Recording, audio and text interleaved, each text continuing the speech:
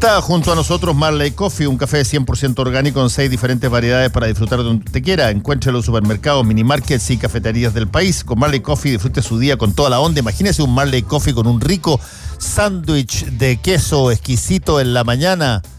Imagíneselo nomás. Almuerzo de negocios, el ambiente perfecto para disfrutar un break de su trabajo y degustar de una exquisita oferta gastronómica en Restaurante El Cid de Sheraton Santiago. De lunes a viernes de 12:30 a 15:30 horas, reservas al 222-335.000 o en sheraton.com/Santiago. Buenos sándwiches también hay en Hotel Sheraton Santiago. Batería Hankook tiene lo mejor de la tecnología coreana, 100% libre de mantención y la mayor cobertura de garantía en el mercado, con una calidad superior y un rendimiento excepcional. En Batería Hankook es su punto de partida. Busque el punto de venta más cercano en bateriahankook.cl. Tenemos libros para regalar. ¿Qué son los mocos? Y otras preguntas raras que hago a veces, de Gabriel León, uno de los difusores de ciencia más interesantes y más vendidos que hay en el país, en este último libro, donde básicamente él hace preguntas que los niños le han planteado y que él contesta científicamente. ¿Por qué se producen las cosquillas? Está buena esa. ¿Por qué bosteza uno? ¿Por qué cuando se queda dormido bosteza, Juan? ¿Por qué no simplemente se queda dormido? ¿Y por qué uno bosteza cuando otro bosteza? Exactamente, porque se produce el efecto y el hipo. ¿Cómo es el hipo?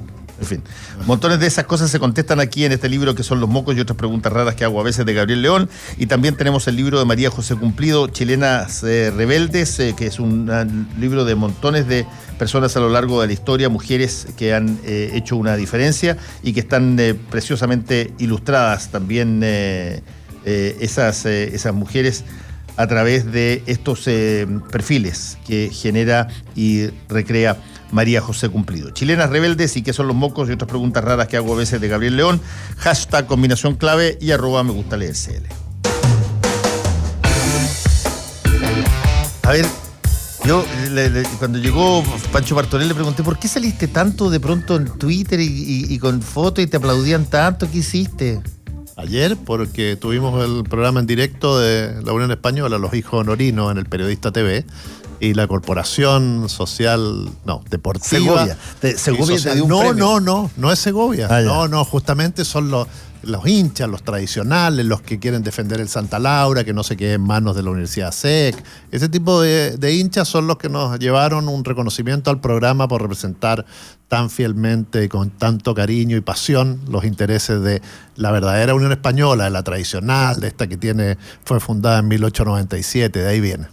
Y los hijos de Honorino por Honorino Holanda. Claro, exacto, se llama por Honorino Holanda, los hijos de... Sí, Honorino, que fue miembro del equipo del Mundial de Fútbol de 1962, que jugaba, una de las primeras personas que yo vi que jugaba con las medias abajo. Exacto. Honorino Holanda, que además tenía un hermano, Félix, que era harto bueno también para la pelota, y después que pusieron una tienda de deporte, una de las primeras tiendas de deportes ahí en Los Leones con Providencia, era Exacto. Honorino Holanda. Sí, y además que yo compré ahí mis primeros zapatos. Además de la gran calidad futbolística, era un tipo que jugaba con mucha alegría, ¿no? Y decía payasadas dentro de la cancha. Bueno, por eso lo expulsaron varias veces por bajar los pantalones a los jugadores o cosas como esas. Por eso le pusimos, además, la tribuna del Santa Laura se llama Honorino Holanda, una de ellas, otra Tilio Kremaski, grandes jugadores de la Unión, que volvió al triunfo, así que como por eso la alegría está marcada en el rostro. Bueno, está con nosotros Jorge Acosta y también Francisco Martorell como parte del panel de esta mañana. Muy buenos días. ¿Qué tal? Buenos días, Jorge. Concejal. Aquí estamos, pues.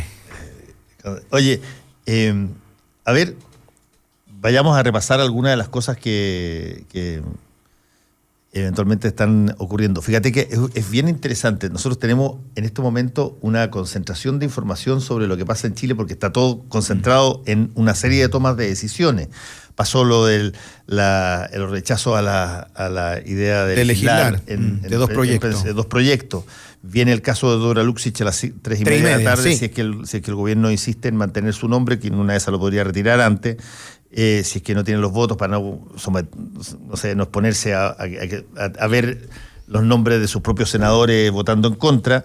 Tiene el problema de la manipulación del IPC Y simultáneamente esto, que es una cosa bien curiosa, porque pasa, a veces, tú amplías el ojo hacia atrás y ves el marco del contexto internacional y tienes la crema en varios frentes. Mucho mayúsculo. Tienes a unos tanqueros petroleros de Arabia Saudita con bombazos, tienes el aumento de la guerra comercial China-Estados Unidos.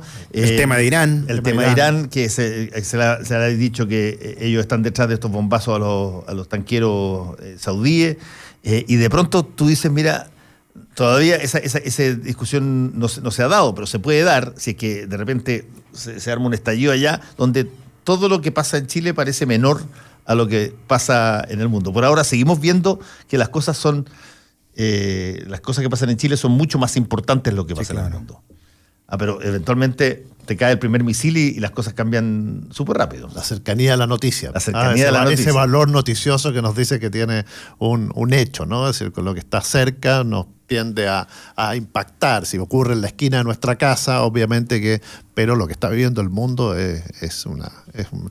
bueno, y que se ve reflejado en ciertas cosas, el dólar, el precio de la benzina, es decir, esos son los tipos de cuestiones que la gente dice, bueno, ¿qué está pasando? No es que porque viajaron los hijos de Piñera, ni por el IPC, ni por la votación sobre Dobra Ludwig, no, es por este contexto internacional tan caótico que estamos como estamos. Qué rico, ¿eh? Han traído torta a Fernando Paulsen. Sí, pues, aquí hay elegido. Tiene que nivelar la glicemia, Fernando. Está muy bien. No vaya a entrar en hipoglicemia. No. A mí, ¿qué es lo que me pasa? Que yo veo que hechos como los de esta semana muestra que la política es inmensamente dinámica. O sea, tiene un paso vertiginoso en pocos días, de una semana para otra, increíble. La semana pasada veíamos cómo el gobierno se había notado una de sus mejores semanas políticas desde el punto de vista de que había tenido triunfos políticos significativos, como por ejemplo que 3 exministros de Hacienda o de la Concertación o de la nueva mayoría salieran a respaldar las reformas, la reforma previsional, la reforma laboral. Fue el propio Andrés Velasco, incluso Izaguirre, diciendo que había que avanzar en flexibilización y de manera mucho más clara y contundente, ¿cierto?, a través de una carta en el diario, ¿cómo se llama?, el exministro Valdés, e incluso podríamos sumar Foxley, que en La Moneda la reunión de los CIEPLANes. Los CIEPLAN con Piñera era para coronar una semana un cuadro muy exitosa para el gobierno, en el cual pareciera ser que la sensatez desde el mundo de la academia decía que, corrigiéndome, no 3, sino que 4 exministros de Hacienda de la Concertación decían que había que avanzar y que el gobierno iba en la dirección correcta. Y frente a eso... Ahora, como la vocera y la propia ministra de Educación dijeron hace tiempo que no había que preocuparse tanto de la voz de los expertos, sino que de la gente común, de frente... Ahora, fíjate que estos no eran cualquier experto, pues, eran expertos además con un cariz político potentísimo. Pero si los vayan a engunear, no hagamos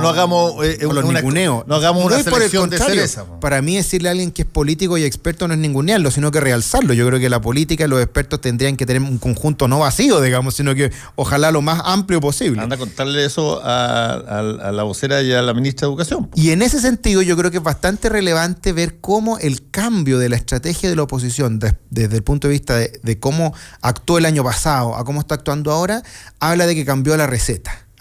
Antes, el año pasado, la receta, sobre todo liderada por el Frente Amplio, era acusar constitucionalmente a lo que se les cruzara por la calle.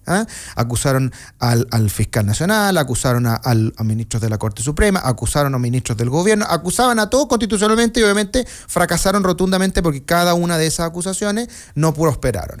Y por lo tanto, ahora están utilizando esta herramienta que también debiese ser una herramienta excepcional, pero la están usando en cada proyecto de ley. Amenazaron con aquello en la reforma tributaria y después dijeron a la democracia cristiana que eran unos traidores cuando finalmente aprobaron la idea de legislar en la reforma tributaria. Ahora rechazaron admisión justa y rechazaron pensiones. Ahora, con lo que ellos no se dan cuenta es que cuando hacen este tipo de actitudes juegan como el picado, digamos, que se lleva la pelota para la casa. Es decir, yo tengo los votos y por lo tanto no estoy dispuesto a discutir y no estoy dispuesto a abrirle la posibilidad a que las mujeres, a que la clase media y que los adultos mayores mejoren su pensión. oposición. Aquí es cuando Pedro Carcuro se pone de pie y aplaude al contertulio Jorge Acosta. Te lo agradezco mucho, por esa Pancho. capacidad que tiene de llevar un problema que está en el seno de la moneda al seno de la oposición, mostrarnos que victimizarse es lo más fácil acá hoy día. tenemos un gobierno extraordinario que hace extraordinariamente bien las cosas y por otro lado una oposición que es mala, que es intransigente. Pero ¿de quién es la responsabilidad? Tú dices que la responsabilidad es del gobierno. No, pero no, lo que estoy diciendo, lo que yo, por lo menos lo que planteo yo, y que además mira, si es que alguien se necesitaba en términos de humillación para decirlo, era Patricio Navia, que lo dijo ayer, y le dijo, oye, perdóneme, pero ¿por qué por utilizar una facultad que está en la Constitución se condena a la oposición? Esa es la facultad de rechazar la orden de legislar y que la ha usado la derecha montones de veces, está en la Constitución. ¿Por qué usar la Constitución resulta ser un impedimento o es algo nocivo o es algo que desacredita a la persona? Pero si la respuesta es súper clara, pues Fernando, si ellos tienen toda la posibilidad de usar todas las facultades que quieren y si quieren, como muchos diputados del Frente Amplio y de la oposición obstruccionista, pueden decirle que no al gobierno en todo y negarle la sal y el agua. Que no lo hacen. Pero es todo. responsabilidad del gobierno decir que es justamente ellos los que van a tener que responder a la ciudadanía de por qué no quieren mejorar las pensiones de los adultos mayores, de las mujeres y de la clase media. Van a tener que decir los argumentos de la oposición. Por eso te digo, hay que sacarlos al pizarrón, porque si ellos, por ejemplo, votaran en sala en contra de pensiones, en contra de misión justa, lo que van a estar haciendo es clausurar el debate de un año. Y cuando uno clausura el debate durante un año tiene que tener muy buenas razones. Y es verdad que la oposición lo ha utilizado. Y lo ha utilizado y ha dado sus razones. Y tendrá que darla... Pero son buenas razones, ¿eh? Ahí son buenas razones, extraordinarias las razones. Por supuesto que tiene que dar sus razones. Por supuesto que tiene que dar sus razones. Y en este caso, no sé si es bueno decirle a los adultos mayores que no hay que mejorar las pensiones. A mí me parece que eso es insostenible. ¿Por qué el gobierno no se allana antes a llevar un proyecto consensuado? Pero ¿cómo que no se ha allanado? Porque no está claro que bueno, sí. Está tan claro las mesas de acuerdo. Jorge, está tan claro que no lo hizo, que no obtuvo la votación de idea de legislar. Seguramente en el tema de pensiones finalmente la va a tener en la sala. Porque se ha allanado a ver alternativas. Pero efectivamente, pero ahí entonces, ¿ahí qué va a hacer? Va a ser que la oposición es más moderna, más moderada, más democrática. No, que no es una sola, que no es monolítica, que hay varias oposiciones. Eso es lo que vamos a ver. Yo creo que Soto probablemente va a votar en contra igual. El diputado DC de la presidente de la Comisión del Trabajo. Pero el resto de la democracia cristiana los va a apoyar. Giorgio Jackson decía que ha votado el 80% junto con el Frente Amplio a favor de los proyectos que han enviado el gobierno. Claro, pues si el proyecto de ley es poner el día del síndrome de Tourette, ¿quién se va a poner? Pero los proyectos importantes, los proyectos emblemáticos, los proyectos que le cambian la cara al país, el voto en contra. Pero ¿por qué la opinión de ellos, y esto es democracia, para eso hace un congreso? Ayer escuchaba voces en Twitter que decía, démosle al gobierno la facultad de disolver el congreso, como si estuviéramos en una situación similar a la venezolana. En el sistema parlamentario podría ser, pero en el sistema actual no tiene ningún sentido. Porque tenemos una oposición obstruccionista. No, es una oposición que está jugando su rol, que cree que el sistema de estas dos leyes de admisión justa y de pensiones no son lo que está dentro de su ideario político. ¿Por qué tiene que transar en eso? Lo que pasa es que no hay una oposición porque entregas un caramelo al corto plazo que hasta populista, que es aumentar pensiones. No, en eso no estoy de acuerdo. Eso no te lo aceptó Pancho. O sea, uno no puede decir que populista hacerse cargo de uno de los mayores dramas que están viviendo hoy día los adultos mayores. Hazte cargo en serio de las pensiones de este país, que no solo el problema son los adultos mayores, sino que en los próximos 20 o 30 años la gente va a vivir pésimo. Y por eso es que el programa del gobierno ha sido bastante claro en que hay que aumentar las cotizaciones. Aquí lo que está colapsando es un sistema de pensiones y tiene que ver con la administración de las pensiones, con lo que se cobra, con lo que cobran la AFP, con un sistema que va a colapsar. ¿Y va a colapsar por qué? Porque además no va con la idiosincrasia del chileno, y el 50% de chilenos que hoy día no cotizan. ¿Y eso te parece bien? Obviamente que no me parece, pero ¿por qué también? Pero ¿por qué no cotizan? Es decir, cuando tú dices que una persona... Muchos de ellos boletean, porque hasta el día de hoy lo que se boletea no se cotiza. Muchos tienen lagunas previsionales, muchos que han estado trabajando con escasos sueldos, obviamente que van a tener una muy mala pensión en el futuro, y todo eso mal administrado. Yo creo que estos 280.000 millones de dólares que tiene la AFP, habría que ver, y insto una vez más a la AFP, ¿por qué no dicen si efectivamente en estos 10 años han administrado bien las plata? Pero fíjate que esa no es plata de la AFP, es plata de las personas. Eso es súper importante. Es de cada uno de los cotizantes. Sí, y fíjate quién administra esas platas, a quién le prestan esas platas, quiénes son los que están en los directorios de esas AFP, y responden curiosamente, en un 90% a un sector político. Curioso, ¿eh? Que además ha prestado las platas a ese mismo sector político. Lo importante es que la AFP o cualquier sistema de lo mismo, sea AFP o le ponga el nombre que le ponga, dé rentabilidad para que los ingresos de las personas en sus pensiones aumenten. Sí, hay países que han 3 de optado... cada 4 pesos son gracias a la rentabilidad. Hay países que han optado por otra cosa. Si son de los Y muchos de trabajadores, ellos por están ejemplo, quebrados. démosle una opción de que ese trabajador saque el 25% de sus ahorros para, no sé, comprarse un bien raíz, por ejemplo, y poder vivir en una casa propia o tenerla para arrendar. Démosle esa opción si la plata es de los trabajadores. Bueno, es decir, todo ese tipo de propuestas, abramos el juego. Mira, Pancho, es que todo ese tipo de propuestas que son interesantes y que hay que analizar, tú lo tienes que hacer en el Congreso. Pero si tú tienes una oposición obstruccionista que niega a la idea de legislar, ni siquiera esa propuesta que tú estás dando se puede discutir en un año. Tú sabes, Jorge, que tenemos un régimen sumamente presidencial, que le impone Pero que el no tiene ritmo los que votos en el quiere. Congreso. No, pero le impone el ritmo que quiere una ley cuando entró. Y además con las indicaciones y los vetos sustitutivos y todo puede hacer lo que quiera. Esto es como decir, mire, ¿saben qué? Le vamos a pasar la pelota al gobierno para que juegue su juego. No, la oposición se la quiere quitar. ¿Y cuándo se la quiere quitar? Antes de entrar a la cancha. Porque una vez que entraste a la cancha con el sistema parlamentario que tenemos, con el sistema presidencial que tenemos, sonamos. Pero mira, a mí me llama profundamente la atención que el único momento en que la oposición se una es para decirle que no solo al gobierno, sino que decirle que no a las grandes reformas que el país necesita. Eso habla, como te digo, de no una sola oposición, sino que diversas oposiciones. Porque incluso cuando hay algunos que se salen de esas directrices, de lo que algunos atribuyen decir qué es lo que es la verdadera oposición, los apuntan con el dedo. Y apuntan con el dedo a la democracia cristiana o a los radicales que piensan distinto.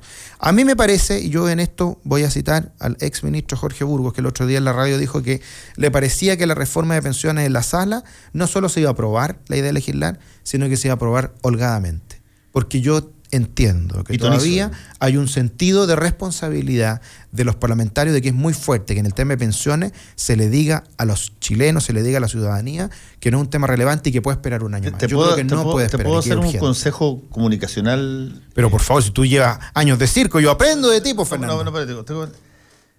Una de las cosas más delicadas y más irritantes que existen es cuando tú, en términos de política pública, dejas de funcionar con los datos, dejas de funcionar con las propuestas que haces y empiezas a funcionar con las emociones. Tú empiezas a calificar a los otros de antipatriotas y tú eres patriota. Tú le empiezas a calificar a los otros de personas que no desean el bien del país y quizás tienen perturbada su cabeza y tú tienes perfectamente claro lo que se necesita y todo lo demás.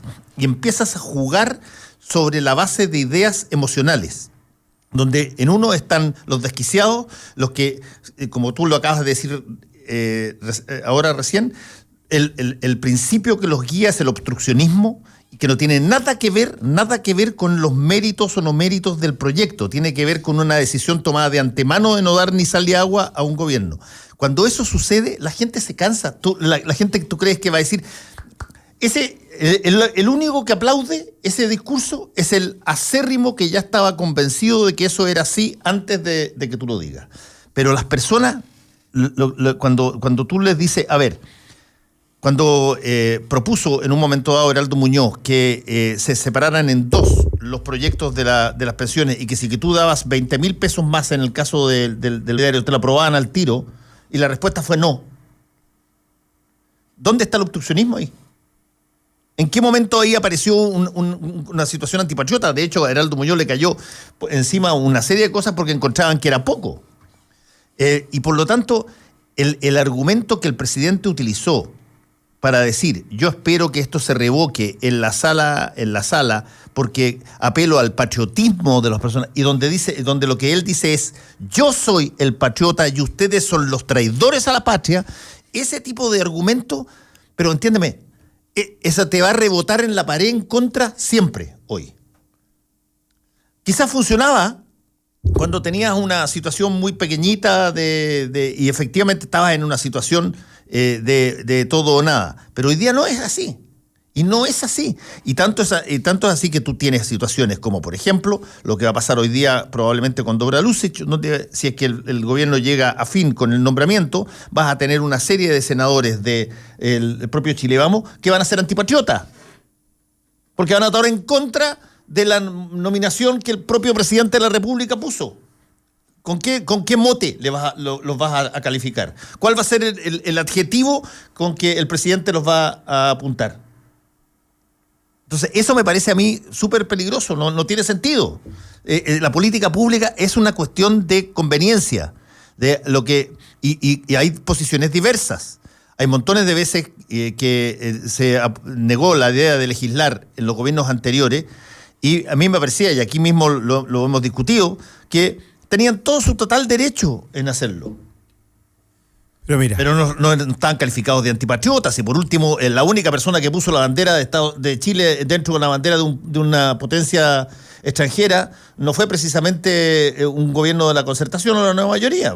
O que puso sus plata en el exterior, en paraísos fiscales. Pero no cuesta nada llamar patriotismo cuando tú pones las patas o cuando tú compras una empresa pesquera que está en litigio ese país con tu país justo en esos momentos. No cuesta nada llamar antipatriota al resto mientras tú puedes darte el lujo de hacer eso.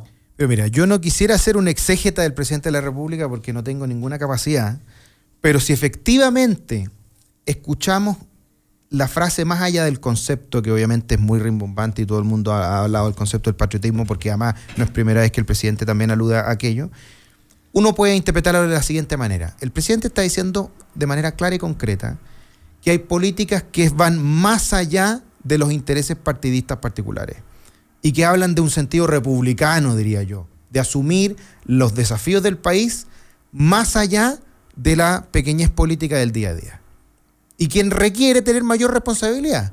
Y en ese sentido, del otro lado te pueden decir exactamente lo mismo. Y en ese sentido, él está diciendo, mira, si usted le dice que no le está diciendo que no al gobierno. Pero no si sigas con eso, pero Jorge, si no es solo eso. Que no a las personas que se ven afectadas por no resolver el problema. No manipules la información. Pero si tú le dices que no al caballo de Troya, que va a entrar a Troya, en una de esas está salvando a la población. No es un caballo de Troya. Es mejorar las pensiones de las personas, Pancho, si eso es lo relevante. En uno de sus puntos. Es el caramelo que además estás usando para acusar a la oposición de antipatriota y tratar de ganar esta pulseada. Esto es mucho más sencillo, Pancho. Esto es mucho más de fondo. Es decir, es mucho más de fondo. Aquí tenemos un problema en pensiones. Pero sí, tenemos un problema que tenemos pensiones, gravísimo. ¿Y quién le exige a las personas a la política cuando hay un problema grave como ese? No se resuelve con este proyecto de ley. Pero cuando tú tienes al 55% Pancho, o el 50% del Congreso y de la ciudadanía que votó a esos representantes en contra de lo que tú planteas que es la panacea y el paraíso. Porque son los mismos los que están llevando este proyecto de ley, los que el 82 le dijeron a la gente que se iba a pensionar con el 90%. Pero, es Pancho, la misma gente. Yo no te estoy diciendo... Son los mismos argumentos. Esto no funciona, viejo. No te estoy diciendo viejo, que no sigas, no funciona. La FP como están no funcionan. Yo no te estoy diciendo que me parece mal que no se apruebe el proyecto de ley del presidente o del gobierno tal cual fue enviado al Congreso. No estoy diciendo eso. Por supuesto que los proyectos de ley se van a enriquecer en el Congreso y por supuesto que tiene la misma legitimidad aquel parlamentario que piensa distinto al presidente y que representa a otro partido político que la que de los de Chile Vamos. Y ahí se tiene que discutir, porque el lugar natural para discutir y para poder avanzar es el Parlamento. Entonces, ¿por qué no dividen la ley? Pero por lo mismo, ¿por qué no se divide el proyecto? Por lo mismo es que no se puede negar un parlamentario a discutir y a mejorar un proyecto en una situación tan importante como esta. Desgraciadamente, si quieres, entre comillas, se puede. Pretender, como diría en buen chileno, llevarse la pena. Sí se puede. Por se puede justamente. Pero porque ¿cómo hay no? que decir que no solamente se puede. Nos vamos a demorar. Pero no se la puede llevar pena porque si nos vamos a demorar un año más en resolver el problema de los chilenos en pensiones, eso es culpa de algunos que han querido decirle que no a la persona. Pero lo que estás diciendo, Jorge, tú, es que si no se acepta este proyecto, entonces... No, discutir, Fernando. Pero si se ha discutido hasta la saciedad, hombre. No, pues que no han permitido que se pueda admitir el proyecto para discutirlo. Simplemente van a decir que no quieren aprobar la idea de legislar, y eso no es discutir. Eso es decirle que no, es darle un portazo al tema de las pensiones. Estás equivocado, pero que me extraña porque estabas aquí, en esta misma mesa cuando discutimos, cuando el presidente empezó a tener reuniones bilaterales con todos los presidentes de partidos por este tema.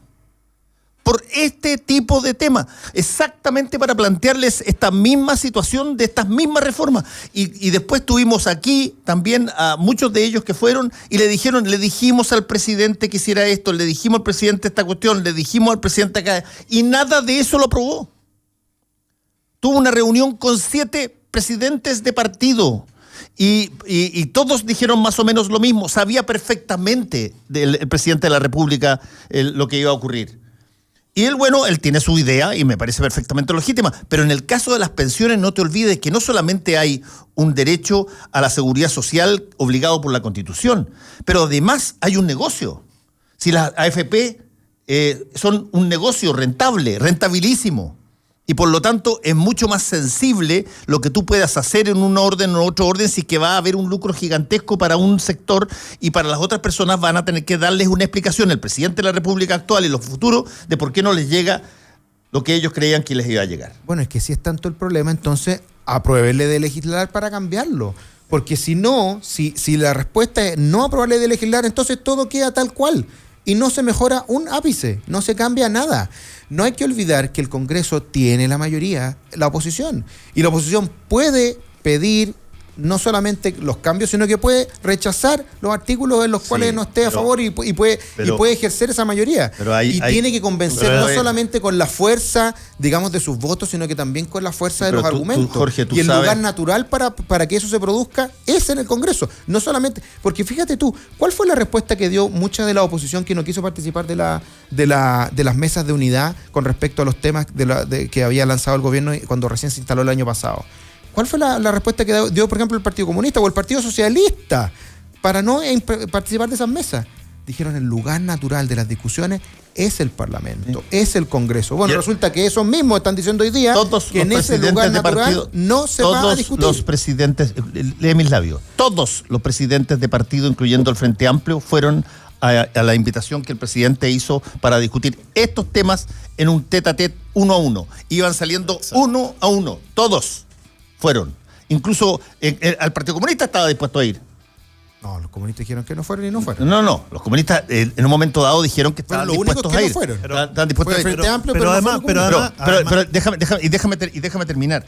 El problema es que tú sabes tan bien como yo y como muchas otras personas sabes que el momento de la idea de legislar es súper importante porque una vez que se aprueba la idea de legislar se limita a partir de ese momento la posibilidad de instalar nuevas indicaciones porque se empieza a revisar el proyecto tal cual es.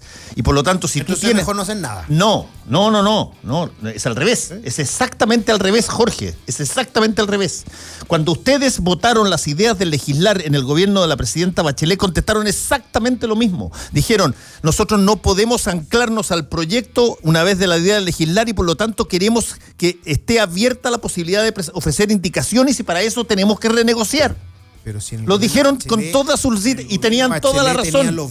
Tenían toda la razón. La oposición no tenía ni siquiera los votos para poder frenar la reforma constitucional. Pero si se negó la idea de legislar. Pero ¿por qué se logró? Porque hubo votos de la nueva mayoría que votaron en contra de la idea de legislar. Pero vamos. No por Chile Vamos. Chile Vamos no tenía lo suficiente. No tenía ni siquiera los votos para frenar las reformas constitucionales. Bueno, pero se negó.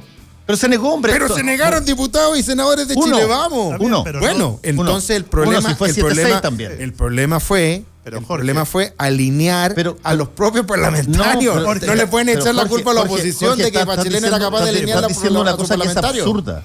Yo te estoy diciendo cuál es la razón por la cual y con total legitimidad, el equivalente a chilevanos en ese gobierno votó 2 veces o 3 veces en contra de la idea de legislar con todos sus votos alineados. Efectivamente, de repente necesitó un voto más de la Democracia Cristiana o del Partido Radical para dar la mayoría, pero todos siempre lo necesitó, si no lo tenía no lo podía. Escúchame, el 100% de Chile Vamos votó en contra y el argumento que utilizaron es idéntico al que dice hoy día la oposición. Idéntico. Era en el momento en que nosotros nos casamos con la idea de legislar, se nos bloquea la posibilidad de meter nuevas indicaciones y por lo tanto no se puede discutir. Pero había una gran diferencia, Jorge, Fernando, y también me extraña que tú no te des cuenta de aquello. La gran diferencia es que, en primer lugar, En primer lugar, la mayoría la tenía el gobierno de Bachelet. Por lo tanto, Bachelet no solamente tenía el Ejecutivo, sino que además tenía la mayoría en el Parlamento. Y por lo tanto, la culpa no se la puedes achacar a la oposición. No estoy achacando se la culpa, tiene que Jorge. achacar a aquellos de la nueva mayoría que votaron en contra. Jorge, ¿qué parte de lo que estamos diciendo no entiendes? No estoy achacando culpa, estoy diciendo que tenían toda la razón y toda la legitimidad para hacerlo. ¿Dónde está la culpa ahí? Entonces estamos de acuerdo. No estamos de acuerdo porque tú dices que en ese instante las 6 personas que votaron en contra de la idea de legislar tenían todos los argumentos racionales perfectos para hacerlo. En este instante donde tú tienes los 7 votos para no tienen razón porque aquí están conspirando contra el bienestar de los futuros jubilados. No, lo que además eso es lo que estás diciendo. Tú estás interpretando mis palabras. Lo que yo estoy diciendo es súper claro. Cada vez, pero es que Fernando me está interpelando, entonces yo quiero responderle y de ahí me callo y te escucho todo lo que tú quieras, Pancho. Pero hacemos un alto antes. Y hacemos un alto. Además vamos al alto, así que capaz que hasta cambiamos de tema. Pero mi respuesta es la siguiente. ¿Es legítimo o no es legítimo que un parlamentario se oponga a la idea de legislar? Por supuesto que sí. ¿Tiene la facultad para hacerlo? Sí. Segundo, inmediatamente después de eso tiene que dar buenas razones y explicar el por qué. Y no puede pretender que no se le saque el pizarrón. Y yo creo que a la oposición hay que sacarle el pizarrón. Y tercero, un gobierno que está en minoría tiene una responsabilidad distinta a un gobierno que está en mayoría. La pusilanimidad del gobierno de Bachelet de no conseguir sus propios votos no puede ser comparada con el desafío que tiene un gobierno que está en minoría. Es una situación radicalmente distinta. Okay. Ese es mi único. Hagamos una pausa y después volvemos. Volvemos con Combinación Clave. La clave me escucha. ¿Y vamos a poder descubrir su vida salvaje y naturaleza única? Sí, y visitar los 12 discípulos. Y nadar en Saint Kilda Beach. Y conocer los koalas y canguros. ¡Vámonos ahora!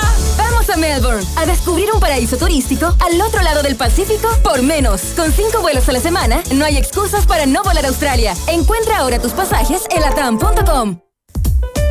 Hay pocas cosas más ricas que compartir un brunch familiar. Sábados y domingos de 3 a 16 horas en Restaurant El Cid.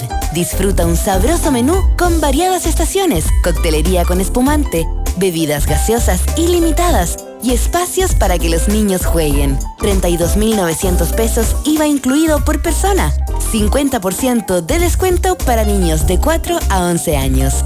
Reservas al 222-33-5000 o en Sheraton.com/Santiago.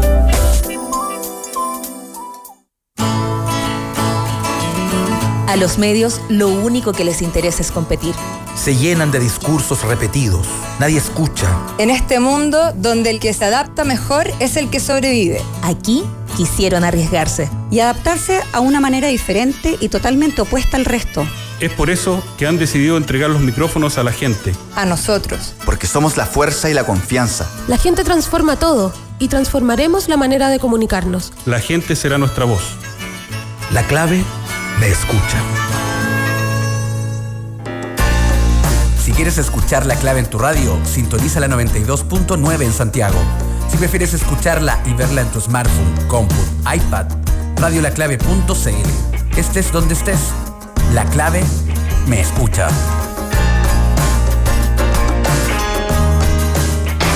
Fernando Paulsen y nuestros panelistas e invitados son una combinación clave por la 92.9 FM. La Clave me escucha.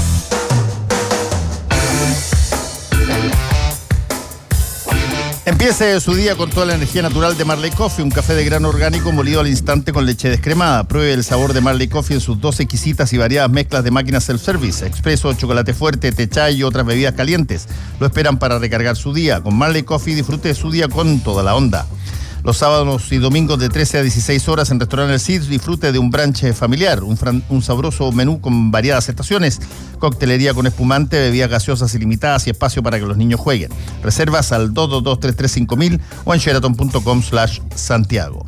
Batería Hankook tiene lo mejor de la tecnología coreana, 100% libre de mantención y la mayor cobertura de garantía en el mercado con una calidad superior y un rendimiento excepcional. Batería Hankook es su punto de partida. Busque el punto de venta más cercano en bateriahankook.cl. ¿Sabe a quién acudir si sufre un accidente y si su hijo se enferma durante sus vacaciones? Viaje tranquilo, viaje seguro con el 2x1 de Assist Card. Los puede llamar al 227561059. Compre y condiciones en www.assistcard.com. repito, www.assistcard.com, aeropuerto o en su agencia de viajes. Viaje siempre protegido por Assist Card. Estamos en nuestro panel. Ya. Está entretenido. Sí, está bien. No, yo quería escuchar a Pancho. No, lo que pasa es que cuando tú planteas una serie de elementos que tienen que ver con esta reforma, ¿qué hizo la oposición? Dijo, para nosotros hay 10 puntos mínimos que tienen que estar dentro de este proyecto. Y fue lo que le plantearon prácticamente todos los presidentes o partidos que fueron a la moneda del presidente. Uno de ellos, por ejemplo, es el aumento inmediato de las pensiones en un 20%, que tú me imagino que estás de acuerdo. Y el gobierno se ha abierto. Y el gobierno está de acuerdo. Por lo tanto, incluso más, fíjate lo que te voy a decir. Espérame un minuto. Por lo tanto, sacar al pizarrón a la oposición diciéndole que ustedes están en contra de un aumento de las pensiones y especialmente a los adultos mayores es antojadizo y es perverso, a favor, es manipular. No, después, elementos de solidaridad, que es uno de los puntos clave de mínimos de la oposición. También el rol del Estado, representación de los afiliados, etcétera. La parte solidaria de las pensiones es el tema que está. Esa alma, ese espíritu que quiere la oposición dentro de este proyecto es el que no está. Pero mira, entonces tú le estás pidiendo que vaya contra la corriente, que vaya contra su forma de pensar, que siga insistiendo con un modelo de pensión al cual no quiere. Le dijeron, y termino con esto, y no sé si tú estás de acuerdo, le dijeron, separe el tema del pilar solidario del resto de las cosas y se aprueba inmediato, al tiro. Toda la firma. Pero ni siquiera hubo una respuesta al respecto. Le dijeron, directamente, le dijeron separe inmediatamente la parte del pilar solidario del resto de la lógica de las pensiones y tiene la aprobación instantánea, inmediata aquí, por mayoría brutal. Y dijeron que no. Pero mira, nadie puede decir que el gobierno no estaba abierto a acoger los puntos que ha planteado la oposición. Cuando hay una conversación, por supuesto que no pueden aprobarse porque sea un acuerdo, digamos. Nadie puede estar dispuesto a ganar todos sus puntos, ni una ni otra parte. Tienen que ceder y tienen que llegar a un acuerdo. Y el gobierno ha manifestado su intención de acceder a ese acuerdo. ¿Y cómo lo ha hecho? Entre otras razones, fíjate tú que cuál ha sido el gran emblema y el estandarte que han levantado la oposición a propósito de la norma AFP y toda la cuestión, que han dicho que quieren un ente estatal. Y ya no solamente lo que había propuesto el gobierno alguna vez de que fuera a través del Banco Estado, sino que algo radicalmente distinto. ¿Y qué fue lo que pasó? Bueno, el gobierno se abrió esa posibilidad y dijo, hagamos un ente estatal distinto, incluso algo parecido a lo que es el AFC hoy día, que es el administrador de fondos de cesantía, que ha demostrado ser relativamente exitoso, que se ha licitado cartera y que puede mezclar lo mejor de los dos mundos, el mundo privado y el mundo público. Pero aún así, la oposición ha insistido en decir que no. Mira, yo creo que esta discusión es muy entretenida, es muy interesante, pero tenemos que evaluarla en base a lo que pasa efectivamente cuando se vote el tema en sala. Okay. Y veamos, porque yo tiendo a creer que van a haber efectivamente muchos parlamentarios de oposición que pueden no estar de acuerdo en nada con el gobierno, pero que en este punto saben que tienen una responsabilidad porque sus electores se la van a cobrar. Y es verdad que en este tema es muy difícil explicarle a las personas por qué yo me voy a negar a que se discuta. Por eso te hablaba del caballo de Troya, y es probable que eso ocurra, y efectivamente hay un sector de la democracia cristiana que ya ha dicho y le va a dar los votos para la idea de legislar y para seguir tramitando este proyecto con todos los vaivenes que van a ir después, y veremos qué sale.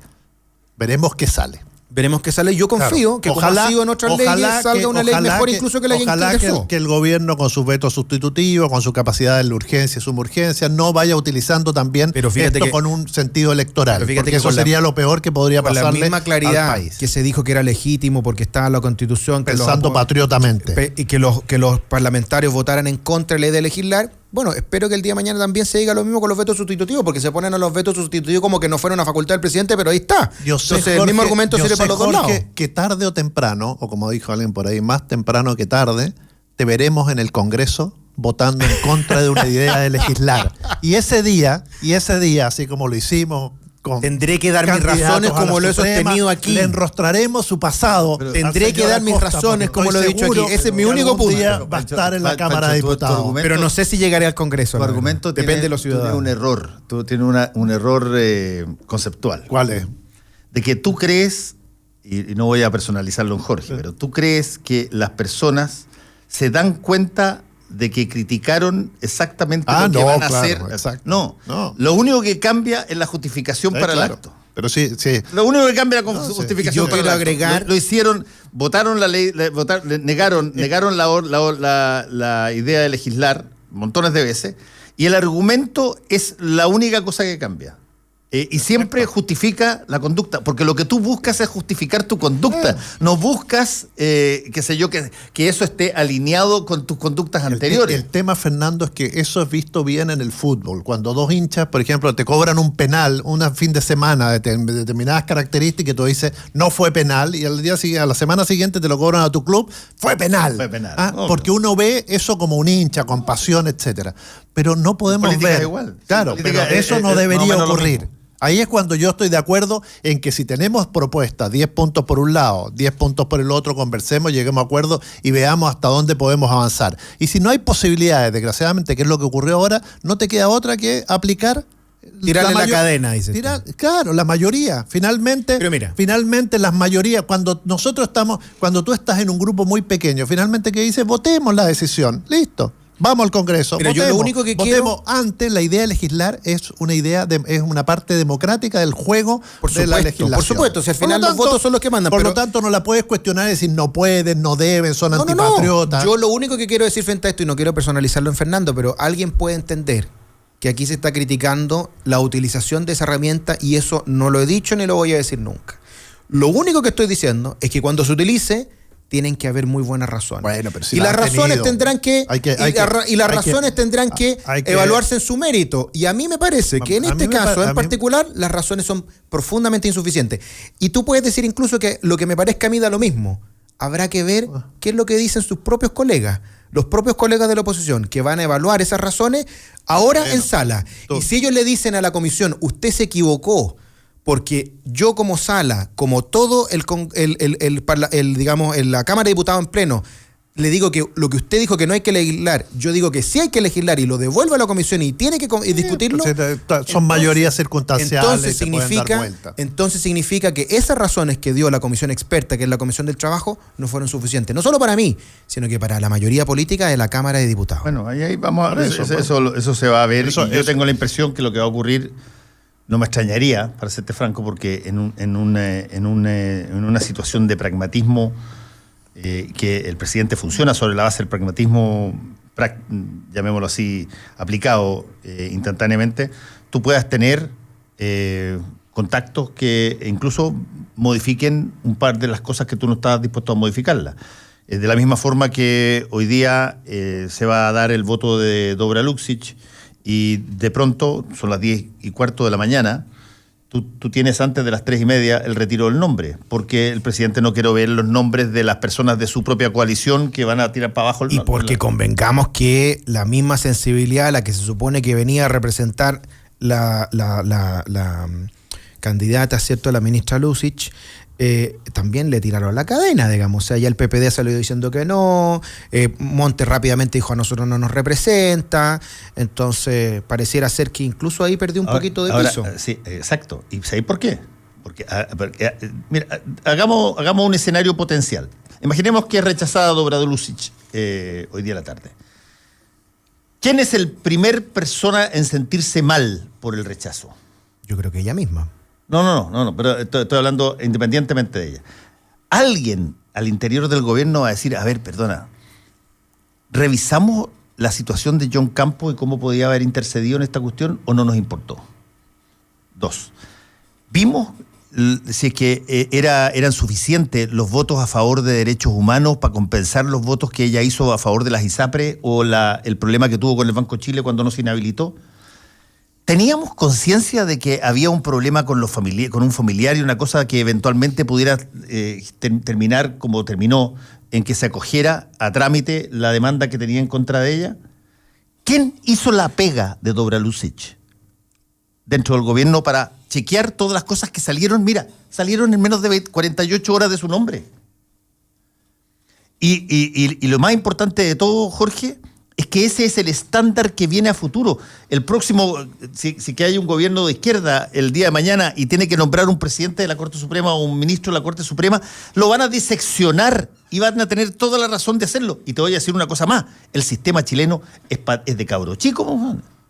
Es de pendejo, chico. O sea, si lo comparamos con el sistema gringo, por supuesto que sí. O los ingleses, ¿viste entonces son salvajes. los senadores dejaron la entrevista, no hubo interpelación. No, mira, yo nada. en eso estoy absolutamente de acuerdo en lo último que tú mencionas, de que es súper importante que nos sirva como experiencia para elevar el estándar.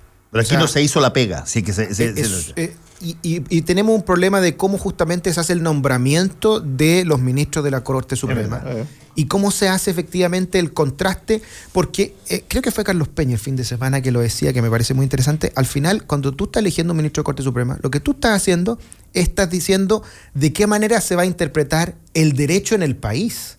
Son los que van a determinar, los que tienen la última palabra desde el punto de vista de la justicia que pueda entregar el Estado. Por lo tanto, es fundamental que tomemos todo tipo de prevenciones para que la persona que sea nominada ahí sea efectivamente no sé si decir la mejor, pero una persona absolutamente competente y que cumpla todas las características. ¿Sí? ¿Por qué? Porque es un cargo absolutamente vitalicio, es un cargo decisivo. Hemos visto que... Bueno, hasta los 75 años. ¿no? Claro, 75 años. Es vitalicio para todos los efectos. En este caso, a Dora Lucy, que hace ser elegida, le quedarían 6 años. Y que además, fíjate, que es la vida eterna en 5 minutos. De 6 años. Y además que es súper relevante. Es súper relevante también, porque si bien en Chile no existe la jurisprudencia, es verdad que en la práctica también ayuda, el cómo, digamos, falla la Corte Suprema favorece, facilita o incluso disminuye muchos litigios. Por lo tanto, es un tema que tenemos que tomarnos con mucha responsabilidad, mejor, sobre todo en el contexto en el que vivimos de cuestionamiento de nuestras instituciones. Bien, por lo tanto, estamos de acuerdo ahora, pero vamos a lo que dijo Fernando. Aquí va a haber responsabilidades claras, porque además hay otro tema fundamental. El presidente levantó el teléfono y por primera vez un presidente de la República llama a un candidato elegido de la quina a la Corte Suprema para comunicarle personalmente que la eligió. Eso es grave, porque además el presidente se metió directamente en esto. Está el ministro Larraín, el ministro de Justicia, está también el ministro del Interior y todo el trabajo político para que ocurrió, pero está la mano del presidente de la República. Por lo tanto, es la decisión del presidente. O sea, todo lo que quieras por norma, es el presidente el que tiene que elegir el de la quina y proponerla, no la propone el ministro. No, estoy hablando, dije otra cosa. No dije que no se actuó en el procedimiento. El procedimiento es perfecto, es como ocurre. Lo que te estoy diciendo es que por primera vez el presidente llama a su elegida, a su candidata. Eso no ocurre. Claro, y en gran medida no ocurre. Por lo menos no se supo antes. No, y en gran medida no es tan así por una mínima sensación de protección en caso que las cosas no resulten. En el caso que las cosas no resulten. No solo eso, la independencia. Claro. Imagínate, tú llamas a alguien para decirle: la acabo de nombrar en la Corte Suprema, el presidente de la República, el que va a estar los próximos 3 años con ella en la Corte Suprema. Pero la nombró como su candidata para que la evaluara el Senado. ¿Por qué llamarla? A eso voy. Cuando tú la llamas, generas un compromiso. Le generas un compromiso. Aquí lo que tenemos que hacer es muy respetuoso. Que hay un principio que dicen los abogados de algo así, no recuerdo el nombre, me van a retar mi amigo abogado, pero hay un principio así como de no es la palabra indiferencia, pero es como del mal agradecido, digamos, de cuando alguien es nominado por otra autoridad a la que va a ser después, digamos, al que va, digamos, está en su competencia juzgarlo, digamos, como un juez de la Corte Suprema. Uno de los principios de la administración pública es justamente que tiene que entender que después de que sucede eso no le debe ningún favor, digamos, porque es como está funcionando el sistema, digamos. Está bien, está súper bien. Es lo que pasa también con las personas de alta dirección pública. Yo creo que se llega haciendo mucho favor